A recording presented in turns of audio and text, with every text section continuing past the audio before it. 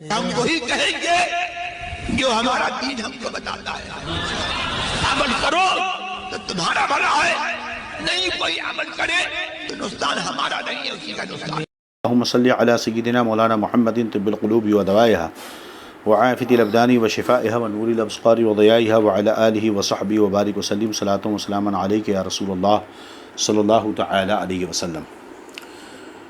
گزشتہ درس میں تفسیر قرآن جو آپ حضرات نے سماعت کیا، سورۃ البقرہ کی آیت نمبر 129،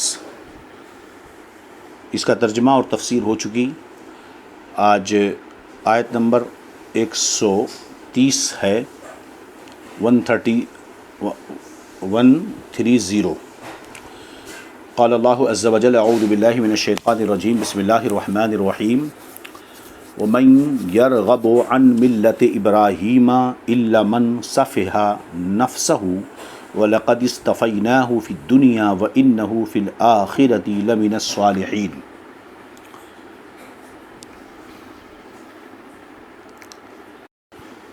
اس آیت کریمہ کا ترجمہ فرماتے ہوئے سرکار اعلیٰ حضرت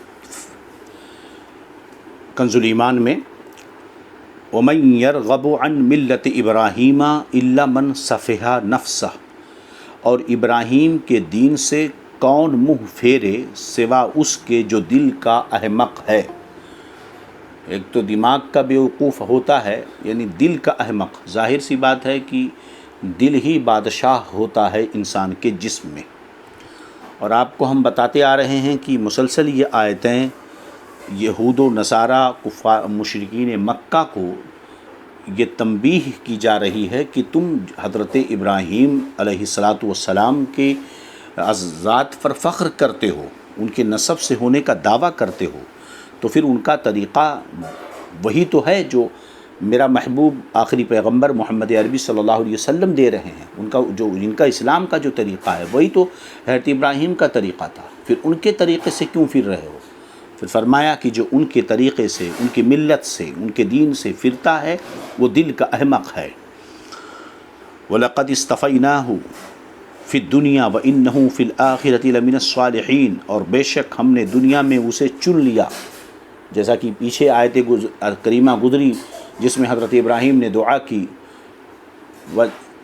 ربنا هب لنا من لدنک، یہ آیت کریمہ وجعلنا للمتقین اماما ربنا تقبل منا انک انت السمیع العلیم.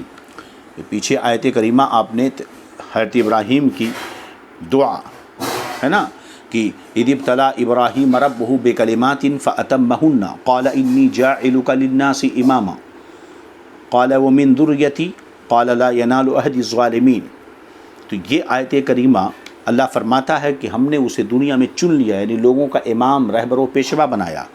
وہ انہ فی الآخرۃ لمن الصالحین، اور بے شک وہ آخرت میں ہمارے خاص قرب کی قابلیت والوں میں ہے.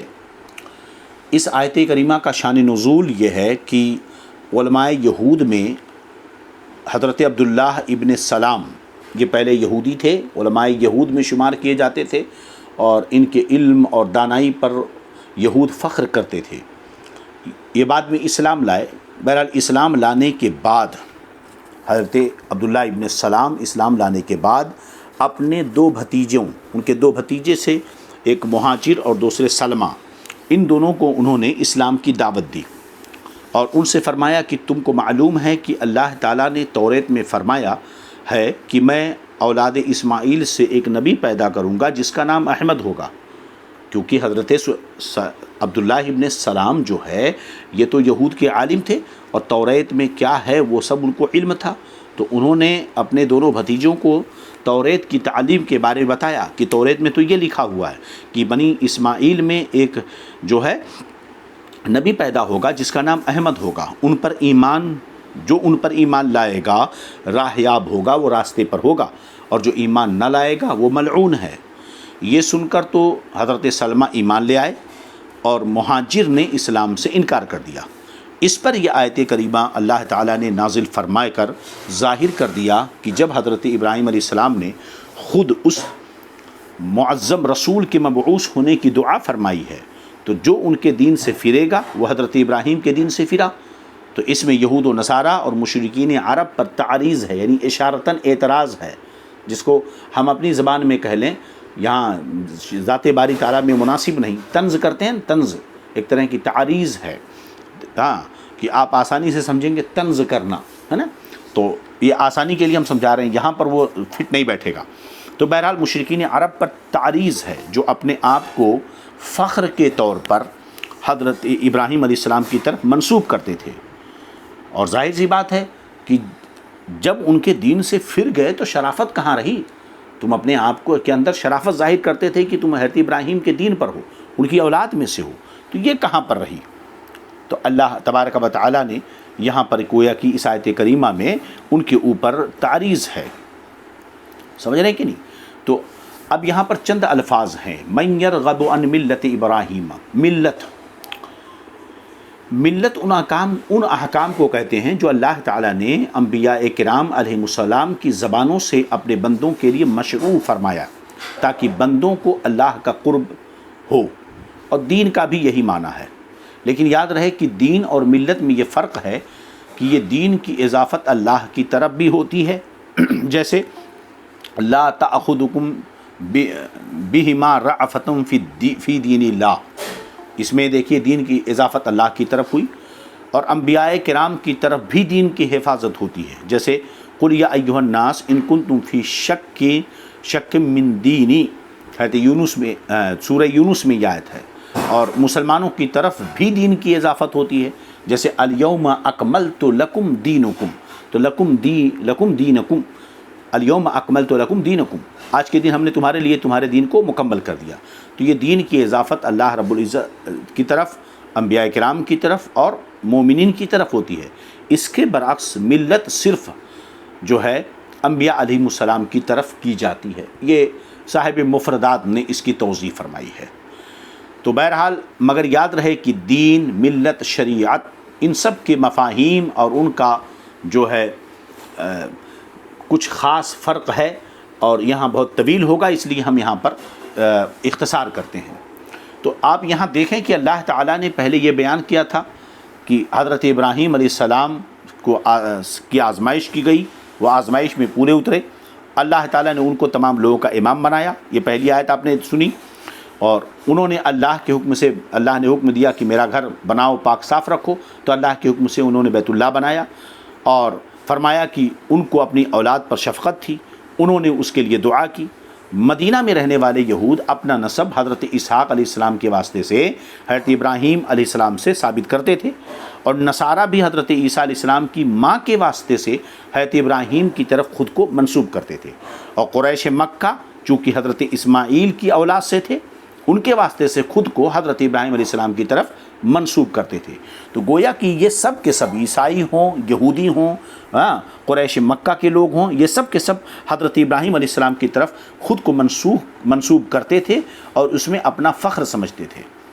تو اب جب یہ ثابت ہو گیا کہ حضرت ابراہیم علیہ السلام نے نبی کریم صلی اللہ علیہ وسلم کے مبعوث ہونے کی دعا فرمائی، جیسا کہ گزشتہ آیت میں ربنا وبعث فیہم رسولا منہم دعا فرمائی ہے نا، اور آپ نے جس دین کی دعوت دی وہی ملت ابراہیم ہے، وہی ملت ابراہیم ہے۔ آپ جو موارینا مناسک نہ وتوب علینا، حضرت ابراہیم نے دعا کی کہ ہمیں حج کے مناسک عبادت کے طریقے سکھا، تو جو حضرت جبریل نے انہیں آ کر عبادت کے طریقے سکھائے وہی تو طریقہ دین اسلام میں ہے، حج کے جتنے ارکان ہیں آپ دیکھ لیں سب وہی ہیں۔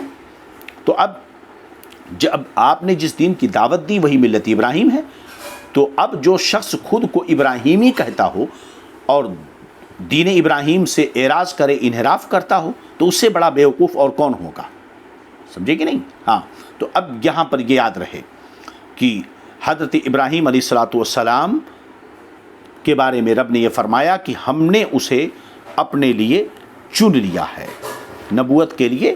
اب یہاں پر نبوت لقد اصطفیناہ فی الدنیا، ہم نے انہیں دنیا میں، لقد اصطفیناہ فی الدنیا، ہم نے انہیں دنیا میں ان کو چن لیا ہے، اور وَإِنَّهُ فِي الْآخِرَةِ لَمِنَ الصَّالِحِينَ، اور بے شک وہ آخرت میں جو ہے نیکی کا ہمارے خاص قرب کی قابلیت والوں میں ہیں۔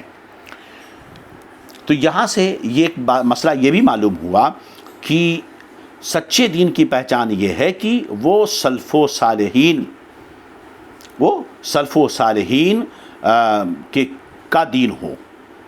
دین کی پہچان کیا ہے؟ کہ وہ سلف و صالحین کا دین ہو، طریقہ ہو. یہ حضرات ہدایت کی دلیل ہوتے ہیں سلف و صالحین. اللہ تعالیٰ نے حقانیت اسلام کی دلیل یہاں دی کہ وہ ملت ابراہیمی پر ہیں. سمجھ رہے ہیں کہ نہیں؟ اب یہاں سے مسئلہ یہ سمجھ میں آ گیا. اسی لیے کہا گیا کہ اپنے دین کو سمجھنے کے لیے ان کی پیروی مت کرو جو نئے آ رہے ہیں تمہارے سامنے. ان کو دیکھو جو تم سے پہلے قبروں میں جا چکے ہیں، جو تم سے پہلے قبروں میں جا چکے، جو پیچھے گزر چکے ہیں.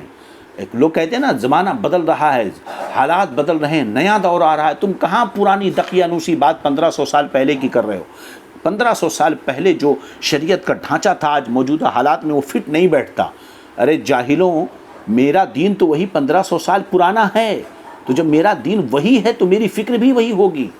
اب یہ تمہاری عقل کی کمی ہے کہ تم 1500 سال پہلے والی فکر کو کسی ایک عام انسان کی فکر کی طرح سمجھتے ہو جو حالات زمانہ سے بدلتے رہتی ہے. یاد رہے کہ 1500 سال پہلے جو فکر شریعت مطہرہ نے دی ہے وہ فکر کسی عام انسان کی نہیں تھی، اس پیغمبر کی تھی جس کی نبوت کا زمانہ تو صبح قیامت تک ہے، بلکہ ہے اس کا زمانہ تو ہے ہی.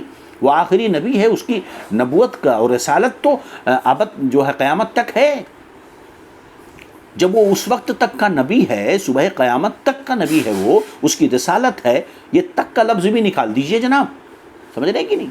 ان کی رسالت تو اس وقت سے تھی اور ہے. جس کو اعلیٰ حضرت نے کہا تو زندہ ہے واللہ، تو زندہ ہے واللہ، میری چشم عالم سے چپ جانے والے. قرآن کی آیت آپ دیکھیں، لا یکلف اللہ نفسا الا وسعہا. ارے کائنات کو حضرت آدم کے وجود سے پہلے اور صبح قیامت تک اور اس کے بعد اس کائنات کا کرتا دھرتا، اس کو چلانے والا، اس کا مالک و مختار مالک تو ایک ہی ہے. وہی اپنے بندوں کو پیدا کرتا ہے اور وہی اس کائنات کو چلا رہا ہے. اسی نے 1500 سال پہلے جو اصول اور قانون اور ضابطے ہمیں دیے ہیں، وہی اسی اصول قانون کی کتاب میں ہم سے کہہ رہا ہے لا یکلف اللہ نفسا الا وسعہا. اللہ تعالیٰ کسی جان پر اس کی طاقت سے زیادہ بوجھ نہیں ڈالتا ہے. تو زمانے کتنے بھی بدلتے رہیں، 1500 سال پہلے جو اصول اور قانون اور ضابطہ اس نے دیا ہے وہ صبح قیامت تک کے آنے والی نسلوں کے لیے کافی ہوگا. لہذا اپنے دین کو اگر صحیح طریقے سے سنبھال کے رکھنا ہے، صحیح راستے پہ چلنا ہے، تو نئے آنے والوں کو مت دیکھو، پیچھے جو گزر چکے ہیں، قبروں میں جا چکے ہیں، ان کو دیکھو. تمہیں دیکھنا ہوگا امام اعظم کو، تمہیں دیکھنا ہوگا صحابہ کرام کو، تمہیں دیکھنا ہوگا غوث اعظم کو، تمہیں دیکھنا ہوگا خواجہ اجمیری کو، تمہیں دیکھنا ہوگا محبوب الہی کو، تمہیں دیکھنا ہوگا شیخ محقق عبدالحق محدث دہلوی کو، تمہیں علامہ فضل خیر آبادی کو دیکھنا ہوگا، تمہیں دیکھنا ہوگا جناب عالی امام احمد رضا محدث بریلوی کو، تمہیں دیکھنا ہوگا مفتی اعظم ہند صدر الشریعہ حافظ ملت کو، تمہیں دیکھنا ہوگا جناب محترم تاج الشریعہ کو، جو گزر چکے ہیں. اب یہ جو نئے آئیں اور نئے ترنگ بھرنگ تڑنگ لے کر کے آتے ہیں، ان ترنگ بھرنگ تڑنگ کو دیکھو. اگر یہ نئے آنے والے کتنا ہائی فائی جبہ ہو، کتنا بڑا امامہ ہو، کتنا نورانی چہرہ ہو، کتنا میک اپ خوبصورتی اور چمک ہو، کتنے بھی بہترین جلووں کے ساتھ آتا ہو، یہ دیکھ لینا کہ آنے والا جو جلوے کے ساتھ آ رہا ہے کیا اس کا طریقہ ہمارے گزرے ہوئے اسلاف کے طریقے پر ہے. اگر اس کا طریقہ گزرے ہوئے اسلاف کے طریقے پر ہے تو وہ پھٹے کپڑے میں بھی آئے گا، کالا کلوٹا بھی ہوگا، وہ اس کے ساتھ کوئی بھیڑ نہیں ہوگی، وہ ہمارے آنکھوں کا تارا ہوگا. اور اگر وہ کتنے بھی ترنگ بھڑنگ کے ساتھ آئے، کتنے شان و شوکت کے ساتھ آئے، مگر اس کا طریقہ، اس کا روش ہمارے گزرے ہوئے اسلاف کے طریقوں سے ہٹ کر کے ہے تو ہمارا کبھی وہ مقتدا نہیں بن سکتا ہے. یہ اصل چیز ہوتی ہے. سمجھ رہے ہیں کہ نہیں؟ تو کسی کی نسل سے ہونا، رے فلاں صاحب اولاد صدیق اکبر ہیں، فلاں صاحب اولاد فلاں ہیں، فلاں صاحب اولاد فلاں ہیں. کسی کی اولاد ہونا، میاں آج آپ کس کی اولاد ہو؟ یہود و نصارہ تو اپنے آپ کو حضرت ابراہیم کی اولاد کہتے ہیں. یہود و نصارہ تو اپنے آپ کو حضرت ابراہیم کی اولاد کہتے ہیں. اور کہاں؟ قریش مکہ حضرت اسماعیل کی اولاد سے تھے جو حضرت ابراہیم کی اولاد ہوئے. یہودی اپنے آپ کو حضرت ابراہیم کی اولاد کہتے تھے. عیسائی جو ہے حضرت ابراہیم کی اولاد خود کو کہتے تھے. یہ تو اولاد ابراہیم ہیں، لیکن انہوں نے ابراہیم علیہ السلام کا راستہ ترک کیا، ان کے ملت سے انحراف کیا. تو نتیجہ کیا ہوا؟ ان کا نتیجہ یہ ہوا کہ وہ گمراہی کے دلدل میں پھنس گئے. بہرحال تو یاد رہے کہ یہاں پر ہمیں دیکھنا ہوگا کہ ہمارے بزرگوں کی روش کیا ہے. اس آیت کریمہ سے یہ بھی سمجھ میں آیا. چلیے، تو اللہ فرماتا ہے ہم نے اسے دنیا میں چن لیا. کس چیز کے لیے چن لیا؟ رسالت کے لیے، خلت کے ساتھ. رسول بھی بنایا اور خلیل بھی بنایا، رسول بھی بنایا اور خلیل بھی بنایا. اور آخرت میں وہ جو ہے ہمارے قرب کے قابلیت والوں میں ہیں، جن کے لیے درجے بلند ہیں۔ تو جب حضرت ابراہیم علیہ السلام کرامت دارین کے جامع ہیں تو ان کی طریقت و ملت سے پھرنے والا ضرور نادان اور احمق ہوگا۔ اللہ رب العزت ہم سب کو دارین کی سعادتوں، برکت و رحمت و نعمتوں سے مالا مال فرمائے۔ آج کی گفتگو اتنی ہی۔ اللہ رب العزت ہم سب کے ایمان و عقیدے، جان و مال، عزت آبرو کی حفاظت فرمائے۔ استغفر اللہ رب من کل ذنب و اتوب الیہ۔ اشہد ان لا الہ الا اللہ، اشہد ان محمدا عبدہ و رسولہ۔